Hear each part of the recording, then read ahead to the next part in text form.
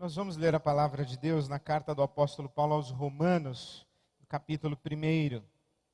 No domingo passado, dia 5 de fevereiro, nós iniciamos uma série de mensagens que, na verdade, se estenderão até outubro, porque durante este ano de 2012, o nosso desejo é estudar essa carta do apóstolo Paulo aos Romanos, sob o tema Não me envergonho do Evangelho.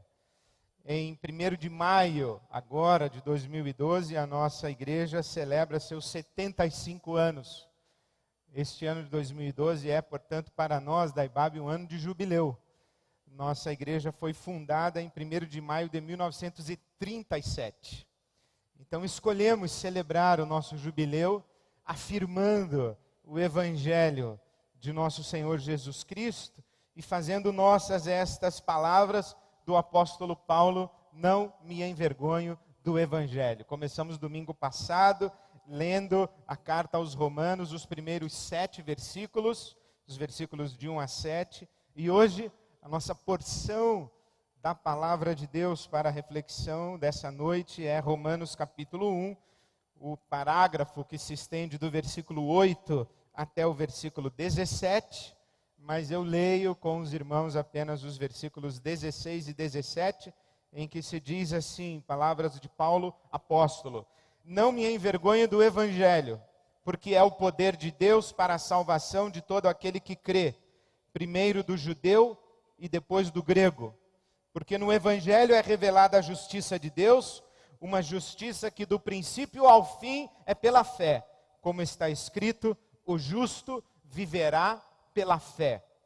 Não me envergonho do Evangelho, porque é o poder de Deus para a salvação de todo aquele que crê. Vamos orar? Deus nosso Pai, pedimos-te a Tua palavra.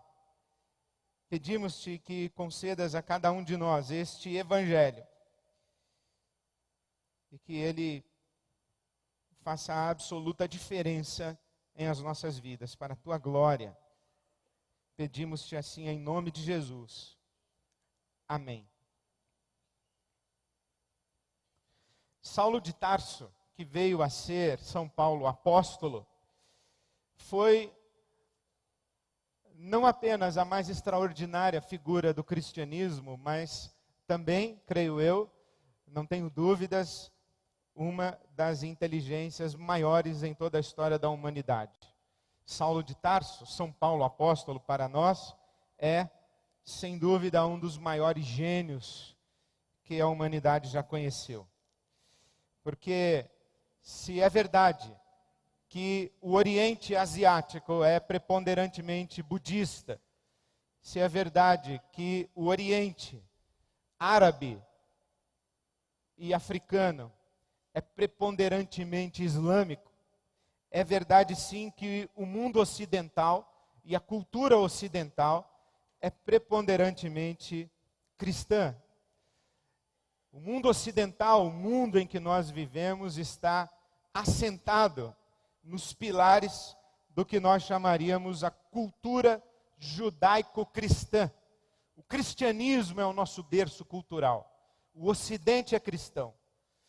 E isso a que damos o nome de cristianismo é uma síntese da filosofia grega, do direito romano e da tradição judaica dos profetas de Israel. E é na mente, no coração e na experiência mística deste homem que conhecemos como Paulo, apóstolo, que se dá esta síntese extraordinária entre o judaísmo, a filosofia grega e a civilização romana.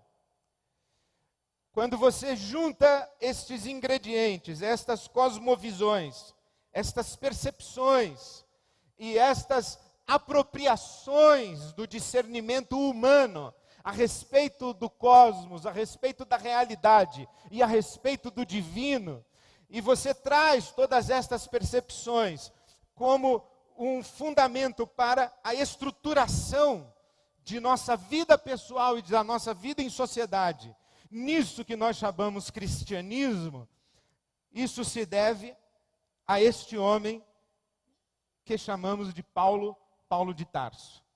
Paulo é, sem dúvida, um dos maiores gênios da história da humanidade e, sem dúvida, aquele instrumento privilegiadíssimo de Deus para nos oferecer as referências em o Novo Testamento a respeito daquilo que chamamos fé cristã. Esta carta aos Romanos contém a maior densidade da elaboração filosófica, teológica, conceitual do apóstolo Paulo. Essa carta aos Romanos foi chamada, e é chamada na teologia, como o Evangelho segundo o apóstolo Paulo. Assim como temos o Evangelho segundo São Mateus, São Marcos, São Lucas, São João, a teologia, a história da teologia vai dizer, há também o Evangelho segundo São Paulo apóstolo. E este Evangelho de Paulo é a carta aos Romanos. Portanto, quando nós estamos nessa carta aos Romanos, nós estamos, por assim dizer, no coração do que veio a ser o que chamamos hoje cristianismo.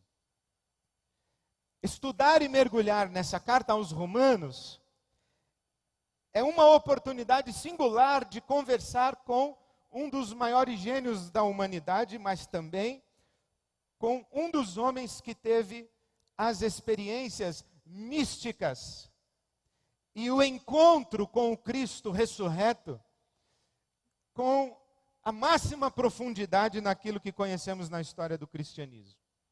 Nós estamos diante de um homem que conhece o que é a filosofia grega, o que é a civilização romana, o que é a tradição dos hebreus, dos profetas de Israel, mas ele conhece também o que é o universo que chamamos transcendente, místico. Ele tem uma experiência mística com o que chamamos de Deus. Portanto, conversar com o apóstolo Paulo nessa carta aos Romanos é uma experiência extraordinária. E eu gostaria de convidar você a imaginar uma pequena conversa que nós podemos ter hoje à noite com Paulo de Tarso. A partir de agora eu vou chamá-lo simplesmente de Paulo, para não chamá-lo de irmão Paulo, porque não tenho essa intimidade toda com ele. Então o Paulo, se ele estivesse aqui, eu chegaria para ele e eu diria assim: Paulo, eu sei que você tem uma mensagem, e que a mensagem que você anunciou e espalhou pelo mundo fez diferença, e 2000 anos depois da sua vida e da sua mensagem, eu estou aqui refletindo o que você disse, e há um mundo inteiro organizado a partir das coisas que você falou. Você tem uma mensagem, e o apóstolo Paulo, então, Paulo diria assim: sim, é verdade, eu tenho uma mensagem, essa mensagem é o Evangelho. Ah, você tem um Evangelho? Sim, eu tenho um Evangelho, diria Paulo. Você então tem boas notícias para me dar? Sim, eu tenho boas notícias para dar para você. Então eu diria, porque eu estou no ano 2012, eu conheço a história desses últimos 2000 anos do cristianismo. Eu conheço os teólogos, eu conheço o que já foi dito, não tudo evidentemente, mas o fundamento, a essência da história desses 2000 anos eu conheço. Então eu diria assim: já sei, Paulo, eu já sei qual é a sua mensagem e já sei quais são as suas boas notícias. E ele diria: quais são? Eu falei: da justificação pela fé. Essa é a sua boa notícia, não é da justificação pela fé. Está aqui, olha, o justo viverá pela fé. Nós somos justificados pela fé. Essa é a sua notícia, é essa a sua mensagem, é essa a sua boa notícia, da qual você não tem vergonha, da qual você não se envergonha. É a notícia, a boa notícia da justificação pela fé. E Paulo diria assim: o que você entende por justificação pela fé? Eu diria: simples. Justificação pela fé, veja se eu entendi bem, Paulo. Justificação pela fé é o seguinte: nós, seres humanos, cometemos um pecado que, eu vou resumir para você e simplificar, nós cuspimos na cara de Deus. Deus ficou furiosíssimo e ofendido com isso, e disse para nós que Ele ia acabar com a nossa raça e que Ele ia nos mandar todos para o inferno. E Paulo diria, e daí? E daí que Deus, quando foi tomado com essa ira toda de me mandar para o inferno, e mandar todo mundo, inclusive você, viu, Paulo, para o inferno, Ele foi tomado também de profunda compaixão e misericórdia por nós, e resolveu mandar o seu Filho para morrer na cruz no nosso lugar, e morrer no nosso lugar e sofrer a nossa morte, de tal maneira que eu, que cuspi na cara de Deus, eu sou réu em um tribunal em que Deus é o juiz. O diabo está me acusando e querendo a minha alma, e só esperando eu morrer para me levar lá para a casa dele, para o inferno, para os quintos dos infernos.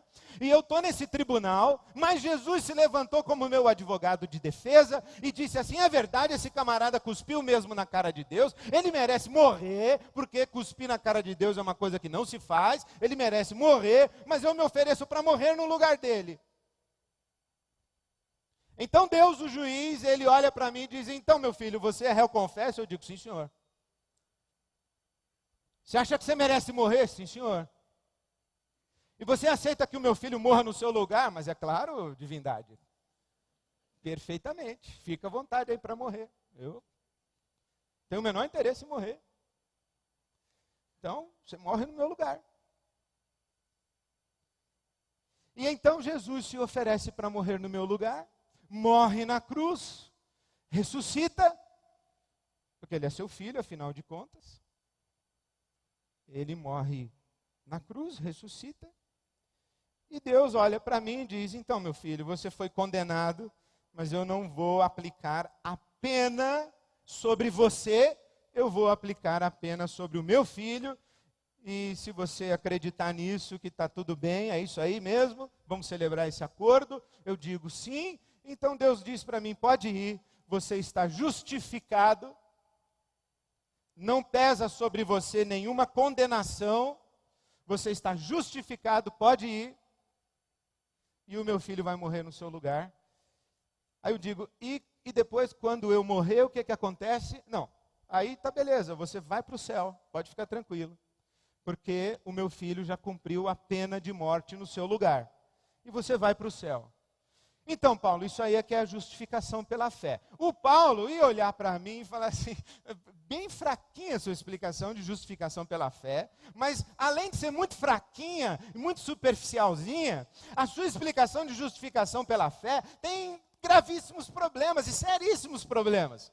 Eu não quero discutir muito com você, diria o Paulo com compaixão de mim. Ele diria, eu quero discutir muito com você, mas nessa sua explicação aí da justificação pela fé, você colocou o pecado como sendo o grande assunto entre Deus e os homens.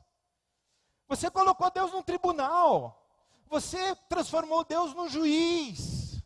Você faz com que a relação do homem com Deus seja uma relação de conversas a respeito de condenação, culpa.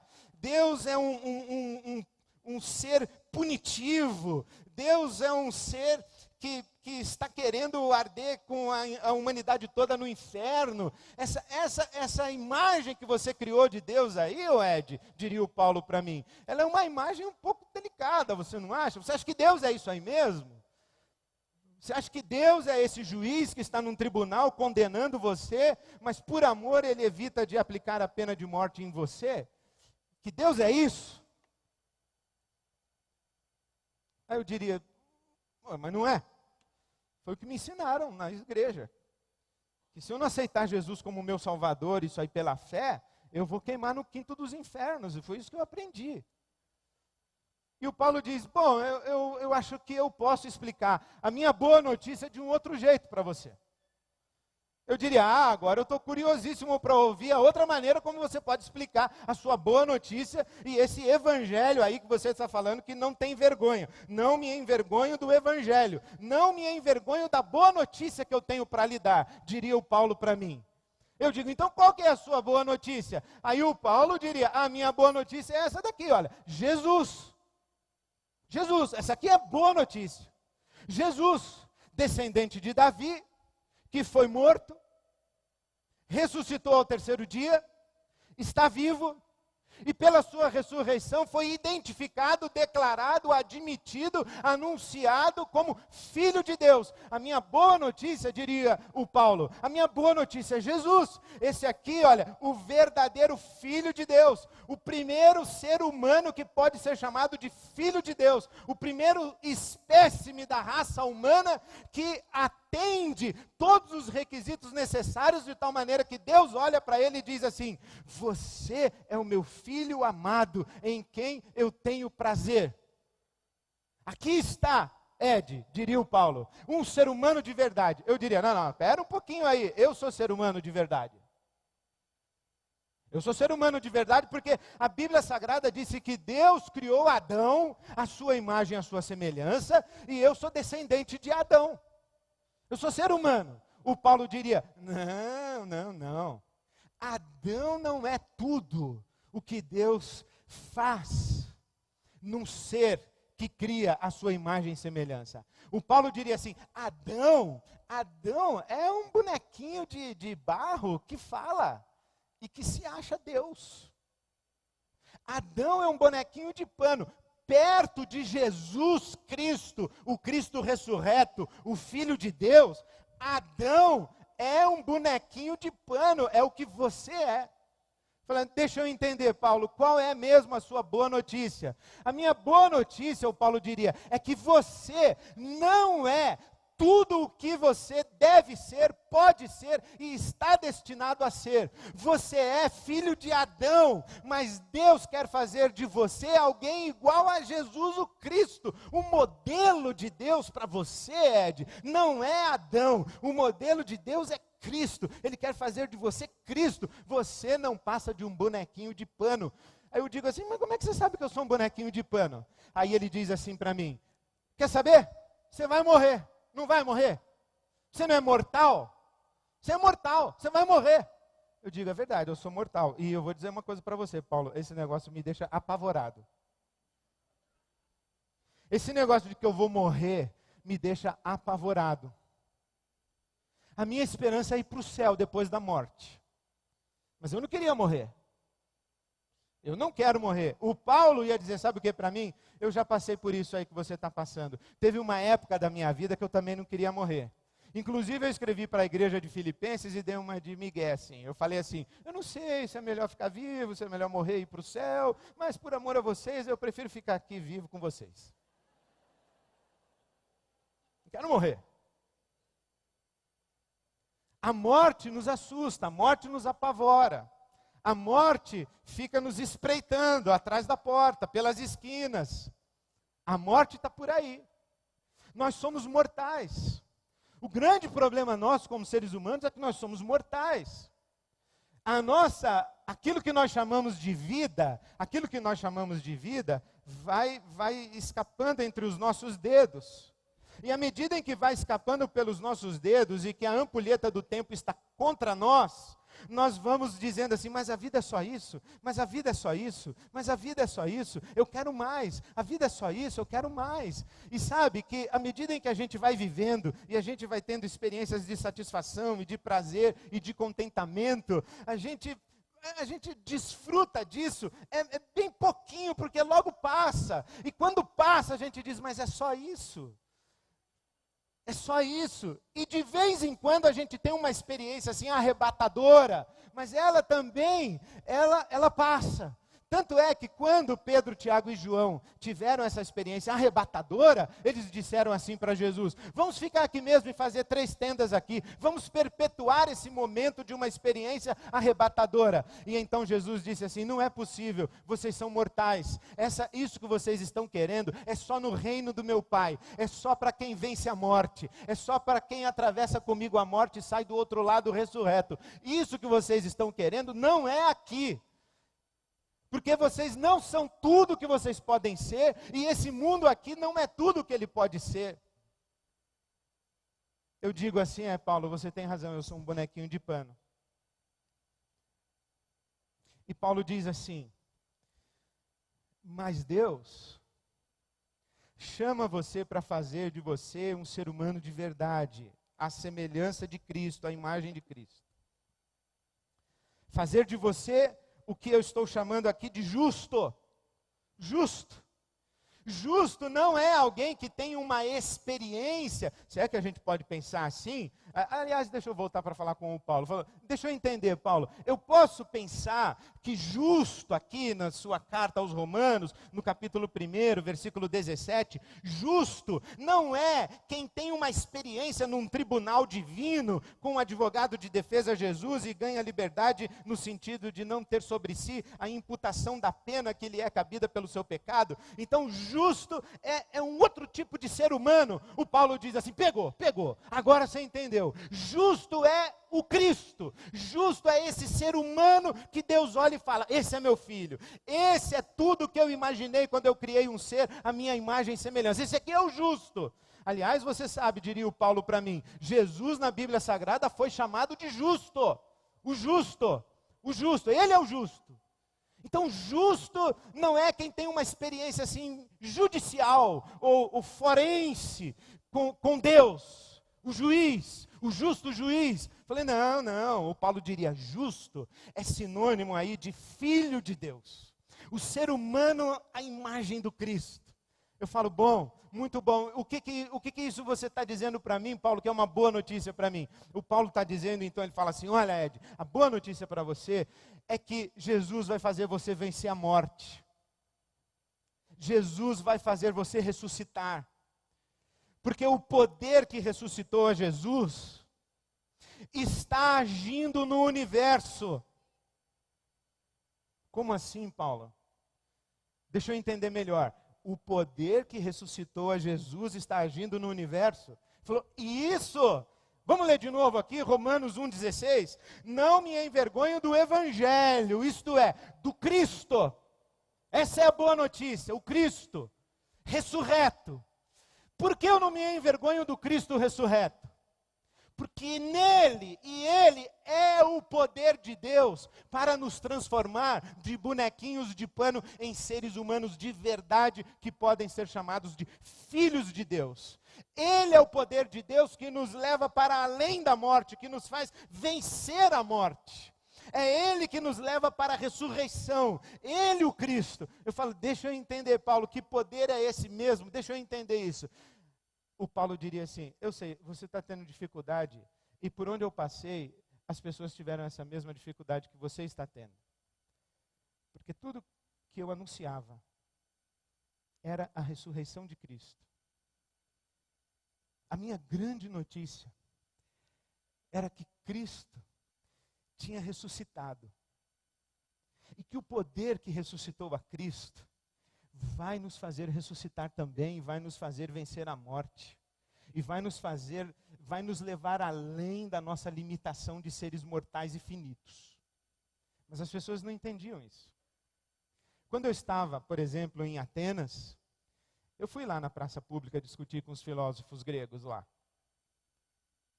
O Paulo então ia dizer assim para mim, você sabe, né, que lá em Atenas o pessoal ficava discutindo filosofia na praça pública. E eu fui lá, comecei a falar do Cristo. E quando eles perceberam que a minha mensagem, que o que eu estava falando, que a minha boa notícia, que era Cristo, era um negócio meio diferente, porque os atenienses gostavam de ouvir coisa diferente. Quando eles perceberam que a minha boa notícia era um negócio meio diferente, eles me convidaram para uma salinha à parte para discutir com os top dos filósofos da Grécia. Você foi numa salinha à parte, Paulo? Eu fui, chamar Areópago. Fui lá. Os caras me chamaram para explicar para eles qual que era esse negócio. E eu comecei a falar. E eu falei. E você pode ler essa história minha aí em Atos capítulo 17. Quando eu falei da ressurreição, sabe o que eles fizeram? Deram risada. Eles zombaram de mim. Eles me chamaram de ridículo. Disseram que eu era idiota. Quando eu falei que tinha um poder, o poder da ressurreição, eles riram de mim. Me ridicularizaram, me expuseram em praça pública. Me jogaram para fora do Areópago e disseram, esse cara é um tagarela, ele só fala bobagem. E eu estava falando da ressurreição. Os gregos não entenderam, eles acharam esse negócio, coisa de louco. Quando eu falei para eles que o Deus criador dos céus e da terra virou um bebezinho, e que Deus um dia teve mau hálito, eles não acreditaram.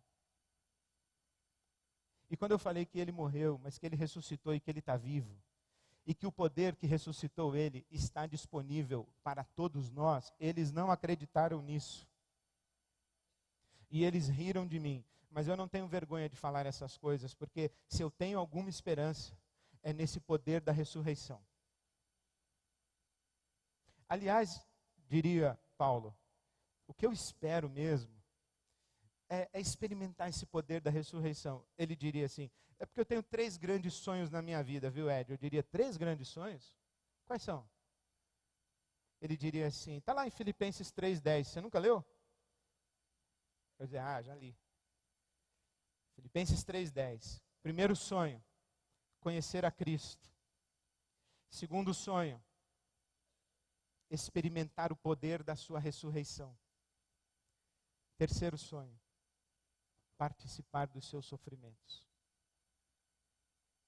Falei, Paulo, o que quer dizer esse negócio de experimentar o poder da ressurreição? Ele ia dizer assim, então, Ed, foi isso que o Adão não entendeu. Ele achou que ele poderia ser um ser humano de verdade, sem estar relacionando-se com a fonte da vida. E ele foi embora.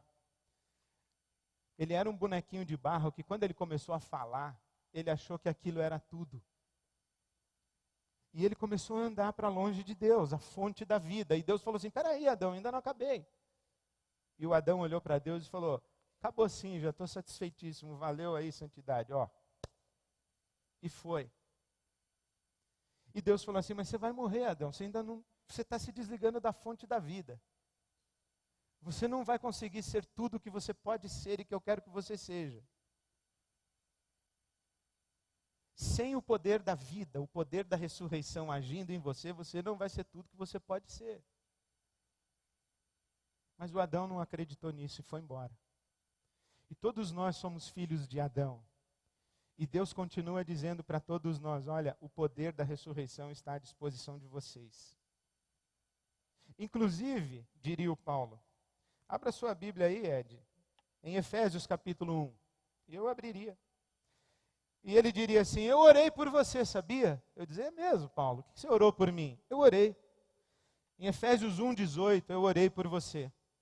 Eu orei para que os seus olhos e os olhos do seu coração fossem iluminados, a fim de que você pudesse conhecer a esperança para a qual Ele chamou você, a fim de que você pudesse conhecer as riquezas da gloriosa herança que Deus tem para você, e a fim de que você pudesse conhecer a incomparável grandeza do poder de Deus que atua em você. Que poder é esse? O poder que Deus manifestou e exerceu em Cristo, ressuscitando-o dos mortos. O Paulo diria assim, você não acabou de orar pelos jovens da sua igreja? Eu falei, acabei de orar. O que você orou? Eu orei, inclusive, lembrando das suas palavras, Paulo. Você dizendo, quando eu sou fraco é que eu sou forte. Porque o poder de Deus é aperfeiçoado na minha fraqueza. O que quer dizer isso? Quando eu admito que longe de Deus eu não posso ser tudo o que eu estou destinado a ser, eu admito a minha fraqueza, e eu me rendo a Deus e eu digo, Deus, sopra sobre mim esse poder da vida, esse poder da ressurreição, esse mesmo poder que trouxe o teu filho Jesus dentre os mortos, ou de entre os mortos, e o nomeou teu filho pela ressurreição. Eu quero esse poder, eu quero ser um ser humano de verdade. Quando eu admito essa minha fraqueza e eu me volto para Deus, e eu caio aos pés de Jesus e eu digo, tu és o Filho de Deus, e eu ouço a tua convocação, e eu ouço o teu chamado para viver junto com o teu Pai, recebendo a vida do teu Pai, recebendo a vida que você promete para mim, então o poder da ressurreição começa a agir em mim. A grande questão, meus queridos, eu acho, agora acabou a conversa com o apóstolo Paulo, já deixa, obrigado, valeu Paulo. Agora, presta atenção. O cristianismo, o evangelho, aquilo que nós chamamos evangelho, com o passar dos anos foi se transformando num conjunto de verdades no qual a gente acredita. Mas o que o Paulo está dizendo para nós é que o Evangelho é uma pessoa com quem a gente se relaciona. O Evangelho é Jesus. O que o Paulo está dizendo é que a nossa cultura ocidental da autoajuda é bobagem. E toda vez que você ouvir um cara dizer para você que você tem dentro de você tudo de que você precisa para ser feliz, diga: sai, Satanás.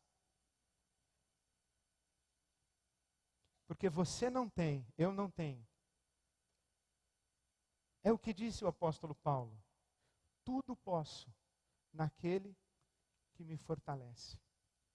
A questão é que nós não podemos transformar o Evangelho num conjunto de doutrinas, em 4 leis, ou 5 leis, ou 7 passos. Nós não podemos transformar o Evangelho numa tábua de valores morais, de uma vida elevada. O Evangelho não é uma filosofia de vida.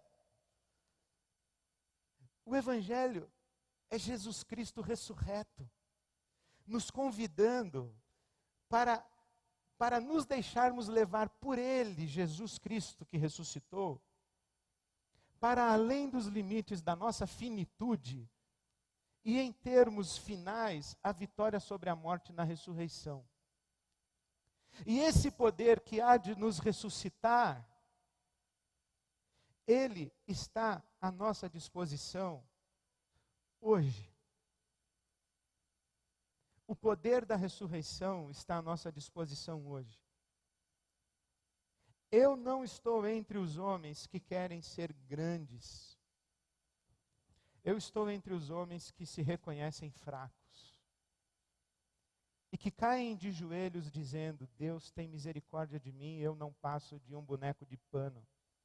Mas eu sei que o teu poder da ressurreição pode agir na minha vida. Eu sei que há um poder, o poder da ressurreição, agindo no universo de Deus. Ele não está dentro de mim, ele vem de fora de mim. E ele vem em meu socorro, para fazer de mim o homem que eu estou destinado a ser. Em outras palavras, eu diria, o que é o Evangelho em termos simples? O Evangelho em termos simples é nós cairmos aos pés de Jesus e dizendo: Jesus, nós reconhecemos que Tu és Deus encarnado, Tu és o Filho de Deus. Mas nós reconhecemos que Tu és o primeiro espécime da raça humana que foi tudo quanto estamos destinados a ser. E reconhecemos que Tu podes, a partir de agora, pelo poder da ressurreição que atuou sobre Ti, começar a transformar a nossa vida. O Evangelho é nós cairmos de joelhos dizendo assim: Senhor Deus, nós não damos conta da existência. Nós não damos conta de nós mesmos. Nós sabemos que não somos tudo o que podemos ser, devemos ser e estamos destinados a ser, e nós clamamos que o Teu poder, o poder que o Senhor exerceu ressuscitando Jesus dentre os mortos, atue em nós, atue em mim. Quem somos nós, os seguidores de Jesus? Nós somos homens e mulheres que chegaram ao limite do desespero, da finitude da morte e disseram: miseráveis homens e mulheres que nós somos, quem vai nos fazer vencer e superar a morte? E nós ouvimos a boa notícia que se chama Evangelho e que é Jesus, e Jesus diz: me dá aqui a sua mão, eu vou trazer você. E você vai superar a morte, porque eu venci a morte, eu vou levar você comigo, vem comigo, eu te levo. Talvez você me diga assim: Ed, eu ainda não cheguei nesse limite aí de desespero que você está falando, de angústia da morte, da minha finitude, eu ainda não me considero miserável. Na verdade, eu me acho uma pessoa bem legal, inclusive. Se você é dessas pessoas, Eu vou dizer para você 3 coisas. A primeira, você não se conhece.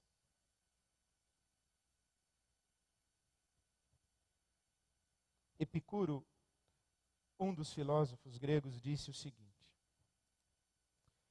sou humano, e nada do que é humano me é estranho. Eu sei o que é ter ódio, eu sei o que é ter inveja, eu sei o que é desejar a morte de pessoas, eu sei o que é fazer o mal, eu sei o que é ser injusto, eu sei o que é roubar, eu sei o que é mentir, eu sei o que é trair, eu sei, eu sou humano. Eu sei o quão mal o ser humano pode ser e é.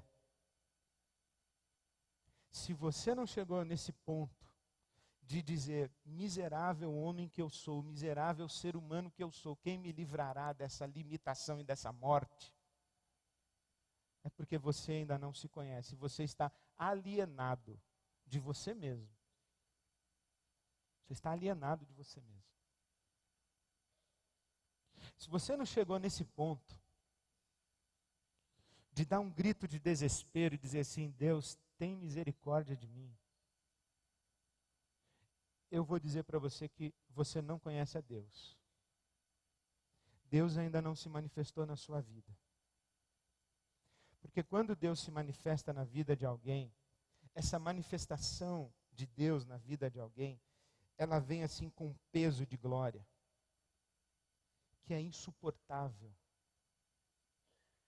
E que a gente cai de joelhos, como Pedro caiu de joelhos diante de Jesus e disse, afasta-te de mim, afasta-te de mim. Eu não suporto a tua presença. Afasta-te de mim, eu sou pecador.